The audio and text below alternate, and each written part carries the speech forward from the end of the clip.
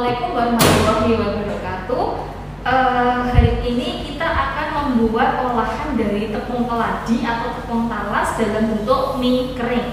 Bahan-bahannya cukup sederhana saja dan kita akan membuat dua variasi. Yang pertama adalah mie kering dari tepung keladi dengan penambahan tepung terigu. Yang kedua adalah variasi tepung keladi tanpa tepung terigu, sehingga bisa kita sebut sebagai mie bebas gluten atau mie gluten free.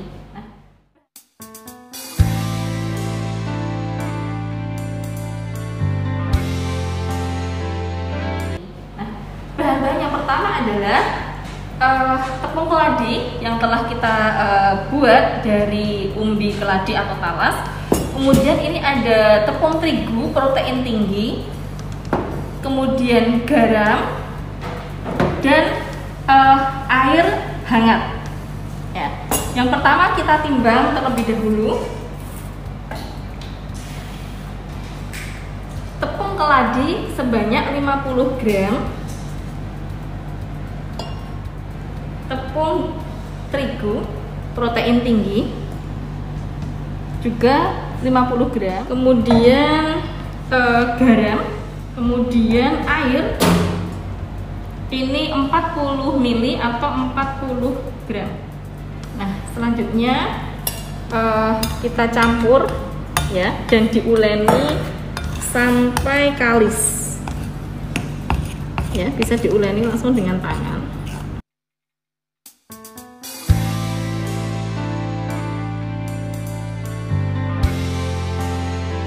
Resep yang kedua, kita akan membuat mie bebas gluten atau gluten free noodle, yaitu menggunakan bahan-bahan tanpa tepung terigu. Nah, kita gunakan tepung keladi nanti 60 gram, kemudian maizena atau pati jagung 20 gram, kemudian tapioka atau pati singkong 20 gram, kemudian garam dan air. Oke, kita timbang terlebih dahulu.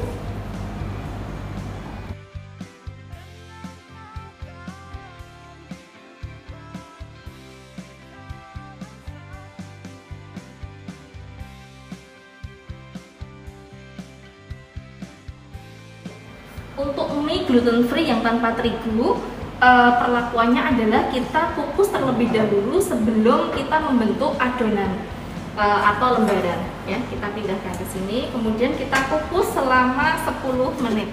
Setelah keluar dari kukusan selama 10 menit, hasilnya seperti ini, kenyal. Ya, kemudian kita akan membuat lembaran adonan seperti mie yang pada resep pertama.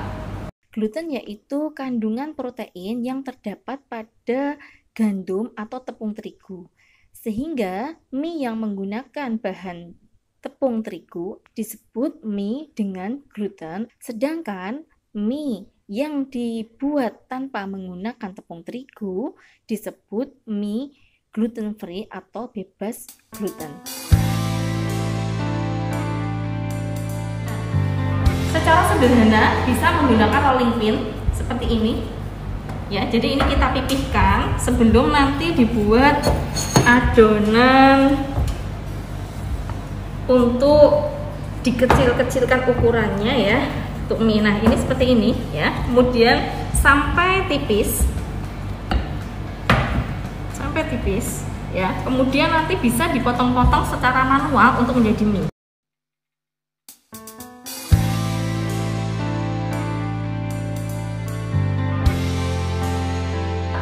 Pencetak mie manual ini kita bisa ukur ketebalannya. Jadi di sini ada ukuran 1 sampai 7, kita gunakan 5 ya.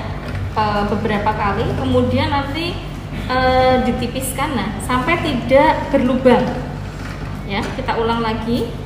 Seperti ini ya, kita masukkan lagi dengan ukuran yang lebih kecil ya. Jadi di ukuran 2.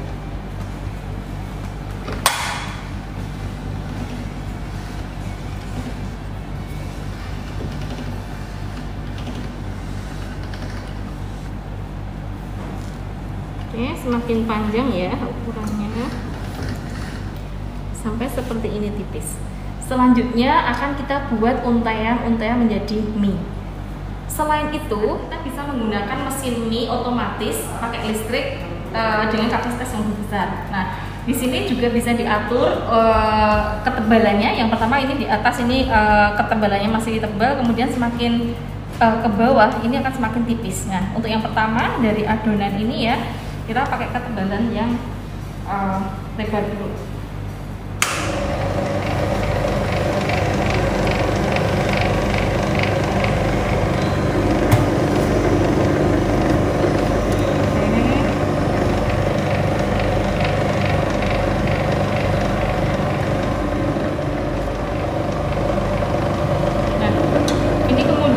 Supaya adonannya lebih kalis dan halus ya, jadi ini kita balik ini ya. Oke, kemudian kita masukkan lagi. Selanjutnya kita atur untuk ketebalan yang lebih tipis.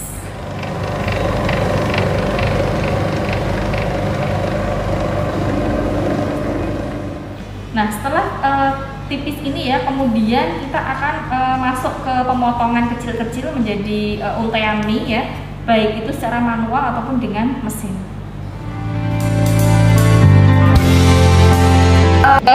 Lembaran adonan yang telah tipis dan kalis ini kemudian kita masukkan ke dalam alat pencetak mie-nya ya. Kalau secara manual bisa dipotong ya dengan ini. Nah, kalau ini seperti ini.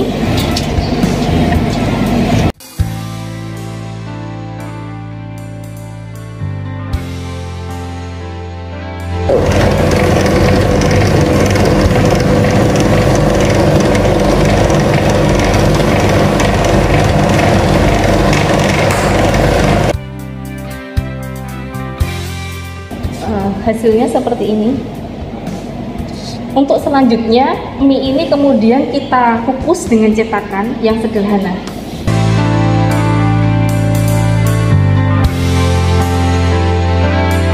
Selanjutnya kita akan mengukus mie ini dengan cetakan. Nah, kita kalau belum memiliki cetakan yang pabrikan atau yang bagus, kita bisa dengan bowel atau mangkok seperti ini atau juga dengan mug. Nah, sebelum dicetak kita beri olesan minyak agar minyak tidak lengket. Kemudian kita timbang sekitar 100 gram dan kita tata.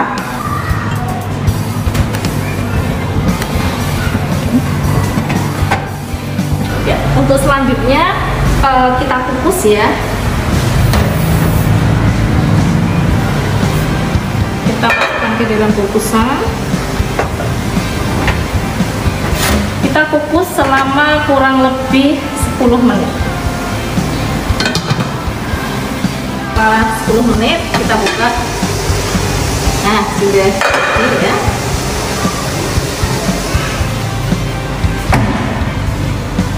Oke. Selanjutnya kita ambil.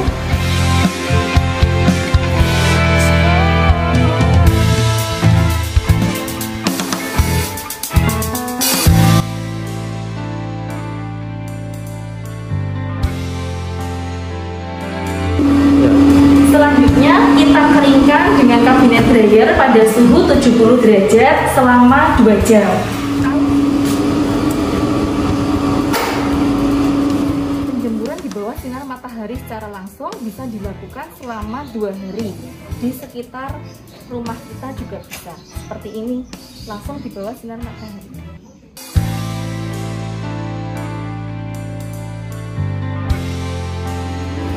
Untuk melengkapi dari mie talos atau mie keladi, kita juga akan membuat bumbu-bumbu, baik itu bumbu bubuk ataupun minyak bumbu. Untuk bahan-bahan bumbunya, yang pertama adalah ayam, dada ayam, kemudian bawang merah, bawang putih dan bawang bombay, kemudian pati maizena, lada atau merica, garam, dan gula. Bahan-bahan ini untuk awalnya adalah kita kecilkan ukurannya, kemudian kita blender bersama-sama. Untuk selanjutnya kita sangrai sampai kering.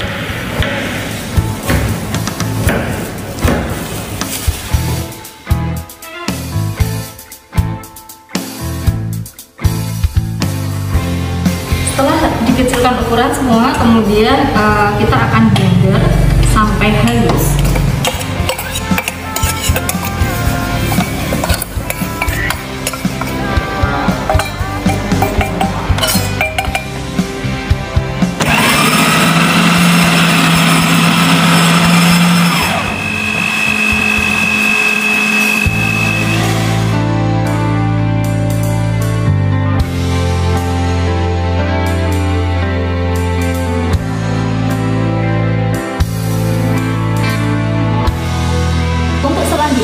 Setelah di blender, kemudian bumbu-bumbu ini kita sangrai sampai kering. Penyangrai dilakukan pada api kecil.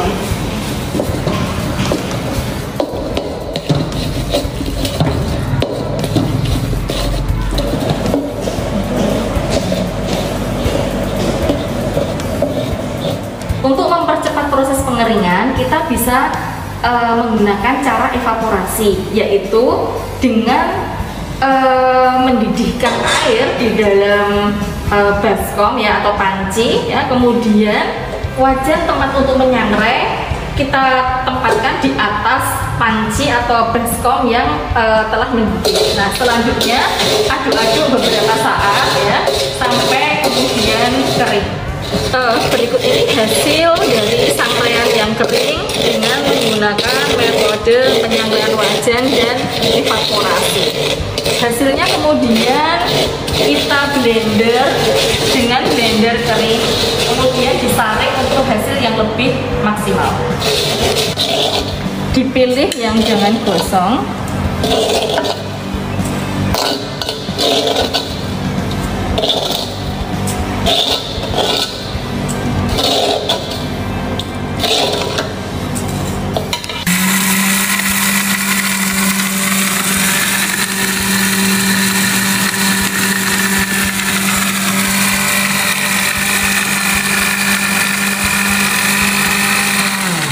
Dan inilah hasilnya, bumbu rasa ayam untuk melengkapi mie kering keladi atau talas.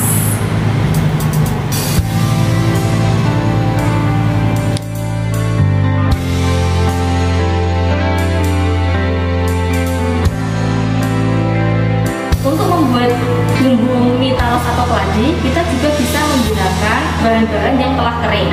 Pada resep yang pertama tadi, kita menggunakan bahan-bahan basah atau segar. Untuk selanjutnya kita akan coba menggunakan bahan-bahan kering yang langsung di blending dengan perbandingan formulasi tertentu. Bahan-bahannya antara adalah bawang putih bubuk, kemudian lada atau merica, gula pasir atau gula halus, garam, kaldu ayam bubuk, dan penyedap rasa. Penyedap rasa bisa kita skip jika kita menginginkan bumbu tanpa MSG atau tanpa penyedap rasa. Selanjutnya kita formulasi dengan perbandingan tertentu semua bahan-bahan kering ini.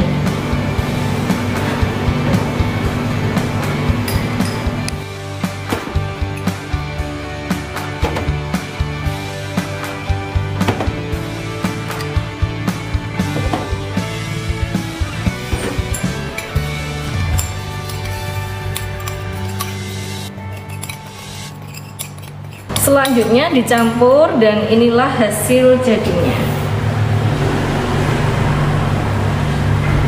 Siap untuk dikemas.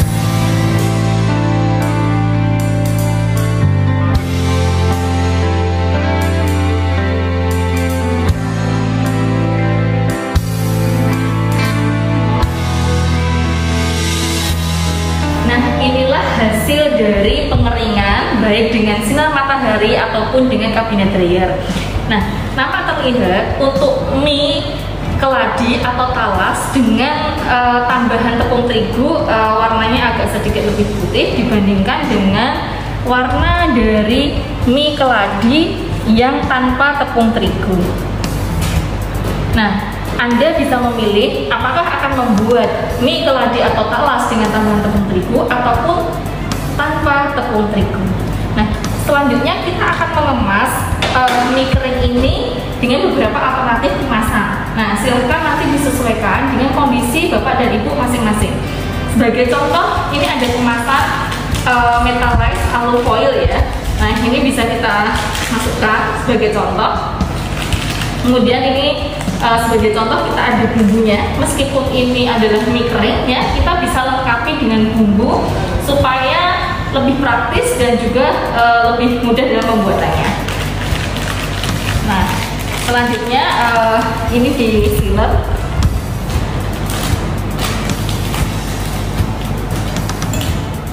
Ya, dan inilah hasilnya dengan metallized atau aluminium foil. Alternatif yang lain kita juga bisa dengan plastik vakum ya, seperti ini ya. Kita bisa kemas 2 keping.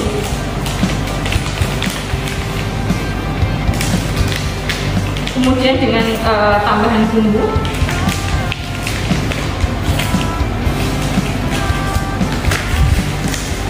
Oke, seperti ini. Kemudian sama kita sealer ya. Oke, hasilnya seperti ini.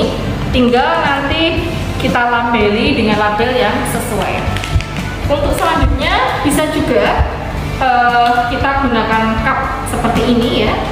Jadi ini kita masukkan ya, kemudian kita beri bumbu.